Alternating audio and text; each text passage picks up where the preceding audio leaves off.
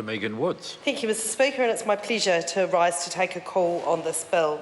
I think this is a very important piece of legislation. This is about fixing a problem that impacts a small number of people, but nonetheless is very important. For most New Zealanders, their home and their house is the biggest asset that they'll ever own in their life. And I think we need to acknowledge the uncertainty that a group of New Zealanders have been put through over the last years in terms of Weathertight home. When you read through some of the media reports around families who have suffered through the leaky home saga, I think you're really struck by what a terrible piece of our history of house building in New Zealand this really has been.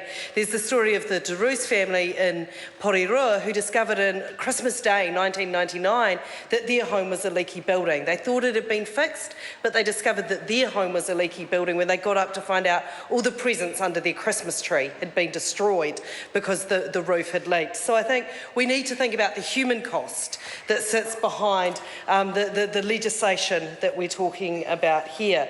As previous speakers had noted, that this, I think this went through the Select Committee with only 3 submissions, only one submitter of whom asked to be heard. And I think, Mr Speaker, that really speaks to the fact about how far we've come on this issue.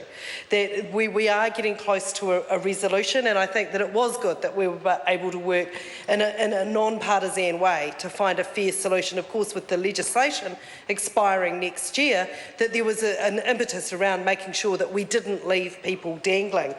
The changes that the Select Committee were able to make to this legislation have all made it for a piece of legislation that is for the better. But it is, Mr Speaker, another patch-up that we're doing in this area. Labor is supporting this legislation, as my colleague Sue Williams-Seo has indicated. And we do want to tidy up the Act because we want to ensure that those who deserve it get the compensation that is due to them. That I think without doubt all of us in this House can have a great deal of feeling for the people that have been through this. It's been going on for years, and it is another piece of legislation we're having to see here to fix up. The claimants have been fighting for years for the right that we all think that when we buy a house, and it really is part of the Kiwi dream, that it's going to be a warm and a dry house, and it's not really going to become one of the biggest millstones around your neck. I think in the first reading of this speech, my colleague Clayton Cosgrove noted how the minister who was putting this current legislation through the House, that when he was in opposition, he used to sit on the opposition benches and bellow, "Just write a cheque.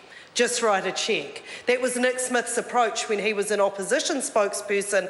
But when he came to the cabinet table and he came to finding some solutions, that maybe he found that the situation was a little bit more complicated, a little bit more nuanced, and maybe required a bit more thought than just simply bellowing across the House, "Just write a cheque," to the then Labor government. So I think that it stands as an important reminder of what you interject in this House may sometimes come back to haunt you, Mr Speaker.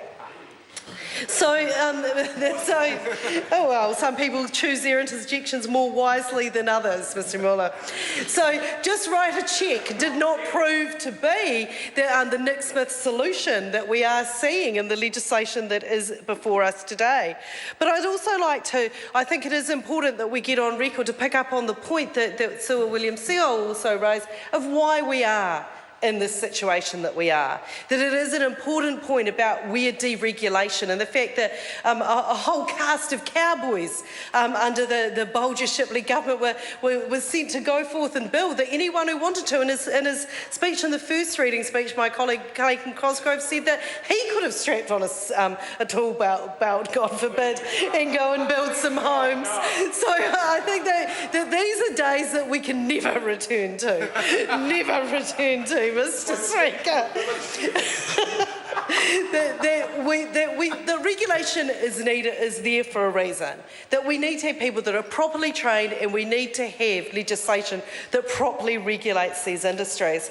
But reading through and listening to some of the comments that are being made today, I think that the chairman of the Select Committee talked about how great it is to have this certainty and decisive legislation, because otherwise homeowners are going to be put through lengthy and costly processes. I can't help think of the parallels that we're currently currently seeing with the situation with foundation repairs in Christchurch at the moment.